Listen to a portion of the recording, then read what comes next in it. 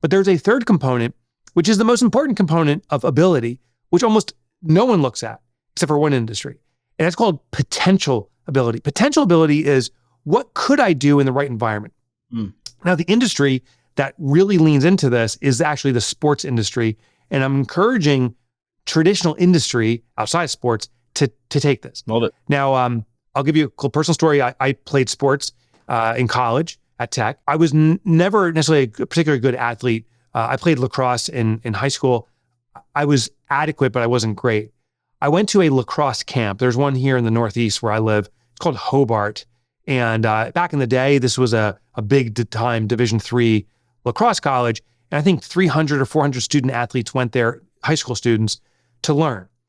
Here's what was happening. As I was practicing and other athletes were practicing, the coaches would tap some of the athletes on the shoulder and say, hey, you're really skilled at this one thing. We want to bring you to another field so you can dig deeper into this. And those students that were selected for that, where some of them were tapped on the shoulder and said, you're really good at this. We'd like to bring you to another field. What they were doing is they were educating and supporting, helping all the athletes, including myself, but they were cherry picking athletes that were demonstrating their potential.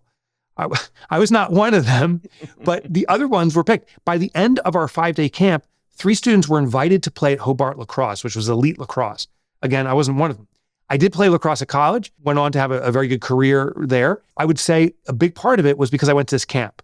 What's so interesting in this story is everyone learns, but as you observe the people learning, you can cherry pick the people with the most talent, potential talent, for your organization.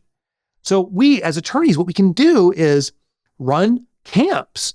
You can go to your existing team and say, hey, we're going to do some special education around this type of litigation or this type of discovery work or something.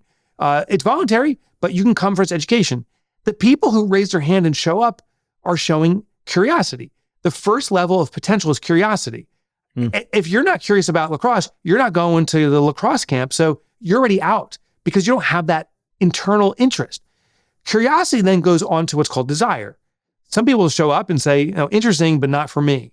It's kind of like skydiving. I think I would do it one time, but I've also sensed that I would never do it again. So I'm curious, but I don't have desire. Desire is demonstrated through repeated action. So if someone keeps on showing up for that skydiving, they're showing desire. The highest level is thirst. Thirst is where I can't quit this. This is now part of my identity, which, as we said a bit earlier, when someone sees it as part of their identity, that's the definition of an A player. So what we need to do with our law firms is run workshops. You can do it for your internal staff. You can do it for external staff. And say, people that aren't with you yet and say, hey, we're putting on a workshop for the public or other attorneys on such and such subject. Make sure you pick a subject that's important to your organization where you're looking for talent. Teach what you want to hire. And if you don't have the talent, bring in an outside expert who can teach it, but teach what you want to hire. Look for curiosity, desire, and thirst. And when you see desire and thirst, those are the folks that are the A players are showing their potential.